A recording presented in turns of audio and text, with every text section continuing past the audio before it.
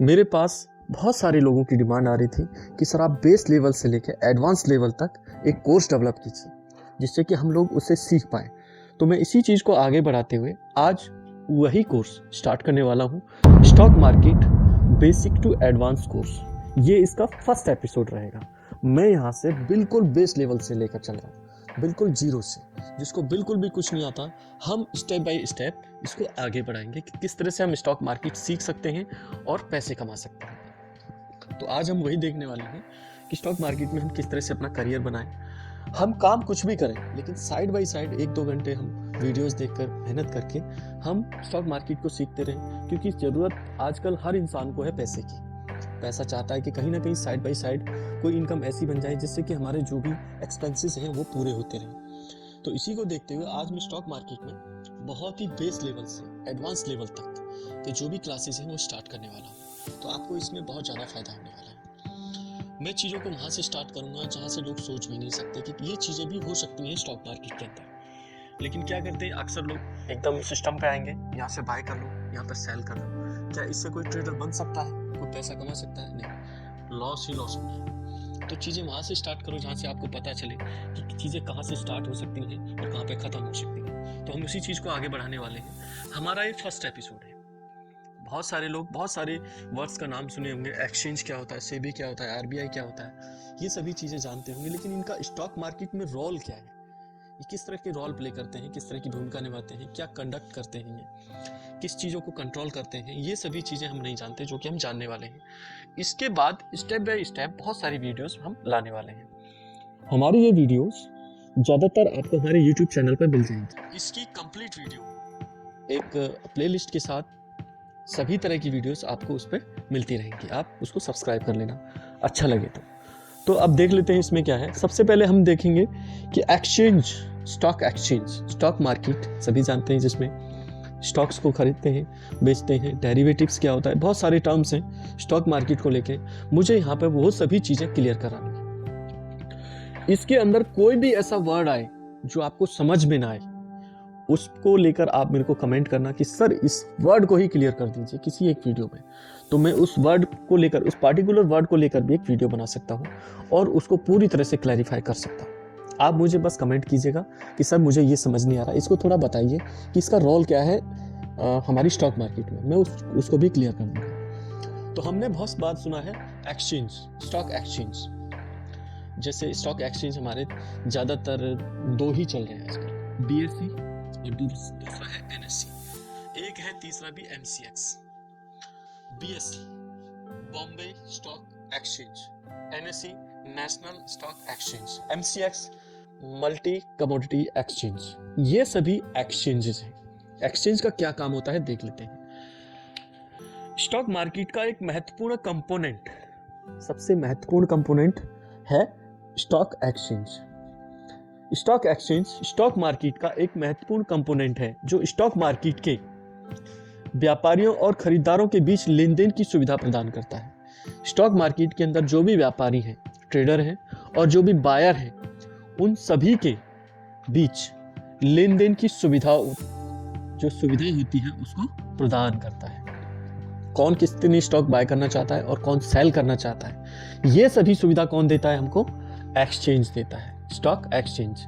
Stock exchange कौन है? BSE Bombay stock exchange, NSE national stock exchange और मल्टी कमोडिटी एक्सचेंज MCX। ये सभी हमको लेन देन की सुविधा प्रदान करते हैं खरीदारों के बीच में और ट्रेडर के बीच में, व्यापारियों के बीच में, जो भी व्यापार करते हैं स्टॉक मार्केट के अंदर। अब अगला आ जाता है सेबी। ये तो हो गई एक्सचेंज की बात। अब हम बात करते हैं सेबी।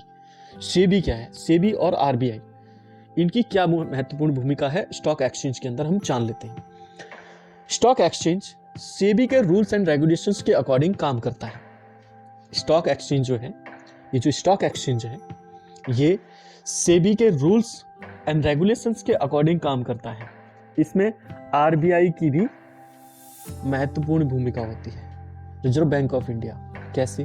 RBI की भी बहुत महत्वपूर्ण भूमिका होती है, क्योंकि भारत में मॉनेटरी पॉलिसी बनाने और मनी फ्लो को कंट्रोल करने का काम किसका होता है? RBI का। मॉनेटरी पॉलिसी पे मैं एक बहुत अच्छा वीडियो बना सकता हूँ, और मनी फ्लो को कैसे कंट्रोल किया जा सकता है इस पे भी एक वीडियो बन सकता है, इसको इलेबोरेट करने के लिए, इसको और अच्छे से समझाने के लिए। अगर आपको ये पता है कि मॉनेटरी पॉलिसी क्या होती है और मनी फ्लो क्या होता है, तो मुझे वीडियो बनाने की जरूरत नहीं होगी। अगर नहीं पता है तो आप कमेंट कीजिएगा, मैं इसका एक अलग से वीडियो बना दूंगा। तो आरबीआई का जो काम है मॉनेटरी पॉलिसी बनाना और मनी फ्लो को कंट्रोल करने का काम है आरबीआई का। आरबीआई कहता है कि मुझे हमारे देश में मॉनेटरी पॉलिसी और मनी फ्लो को कंट्रोल करने के लिए कुछ बदलाव करने होते हैं, कुछ पॉलिसी बनानी पड़ती है, जिसमें मुझे स्टॉक एक्सचेंज से ये उम्मीद है कि मेरी जो पॉलिसीज हैं, उम्मीद नहीं, उसका ये काम है आरबीआई का, उसको ये बताए कि आप ये बदलाव कीजिए या ये एक्ट लागू कीजिए या ये वाले नियम लागू कीजिए, जिससे कि भारत में मनी फ्लो कंट्रोल हो और मॉनेटरी पॉलिसी को अच्छे से चलाया जा सके। तो आरबीआई भी एक्सचेंज को बहुत सारे इंस्ट्रक्शन देता है, और सेबी का काम मैंने बताया आपको, रूल्स एंड रेगुलेशंस के अकॉर्डिंग काम करता है exchange. SEBI rules and regulations बनाता है, जिसके अकॉर्डिंग कोई भी स्टॉक एक्सचेंज काम करता है, उसी के अकॉर्डिंग सेबी। अब हम सेबी को थोड़ा जान लेते हैं कि सेबी क्या है। स्टॉक मार्केट को कंडक्ट करने वाली सबसे बड़ी संस्था भारत में securities and exchange board of India, मतलब सेबी है। ये एक ऑटोनोमस बॉडी है, जिसकी स्थापना भारत सरकार ने, ध्यान रखना भारत सरकार ने, ये कोई एप्लीकेशन, कोई नॉर्मल बंदा, ये नहीं कि एप्लीकेशन बना दी और वहां पे ट्रेडिंग हो रही है। ये कोई मजाक नहीं है, ये रियल है, और ये कोई सट्टा नहीं है, जो कि मैं हर बार कहता हूँ, स्टॉक मार्केट कोई सट्टा नहीं है, साइंस है, और साइंस को समझना पड़ता है, बहुत मेहनत लगती है समझने में। जिसकी स्थापना भारत सरकार ने SEBI act, securities and exchange board of India act 1992 के तहत की है। सेबी की जो स्थापना है, संसद ने एक एक्ट बना के भारत सरकार ने सेबी एक्ट 1992 के तहत इसकी स्थापना की है। सेबी का काम मैंने पहले ही बता दिया। सेबी का काम है स्टॉक मार्केट को कंडक्ट करने का। स्टॉक मार्केट को जो कंडक्ट करता है, जो चलाता है, उसका नाम है सेबी।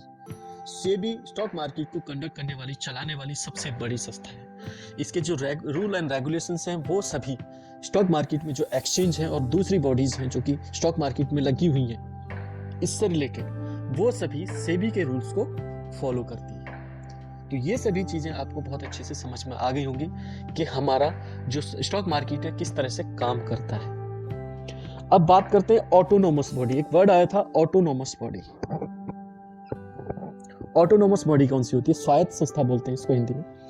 ऑटोनोमस बॉडी होती है कि जो अपने रूल्स एंड रेगुलेशंस बनाए और किसी को पूछने की उसको जरूरत ना पड़े।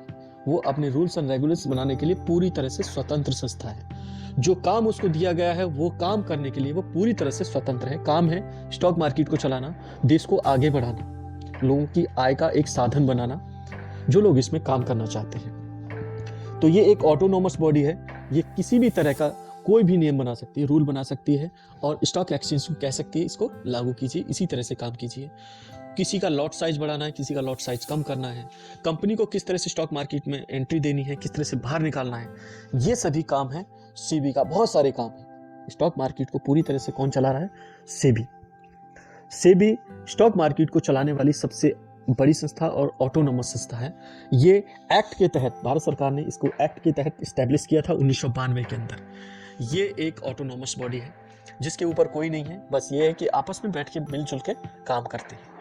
तो ये है हमारा first episode, basic to advance से लेकर जो भी हम कोर्स स्टार्ट किए हैं, ये इसका पहला एपिसोड है। अगला जो एपिसोड रहेगा, अगली जो क्लास रहेगी हमारी, बीएससी, एनएससी और एमसीएक्स किस तरह से काम कर सकते हैं, कौन कौन से सेगमेंट हैं जो कि इसके अंदर आते हैं, इन सभी के अंदर आते हैं, ये सभी मेरे बताने का काम रहेगा इस वाली क्लास के अंदर। हम स्टेप बाय स्टेप आगे बढ़ते चले जाएंगे। आप देखेंगे कि आपकी ट्रेडिंग में किस तरह से बदलाव होने वाला है।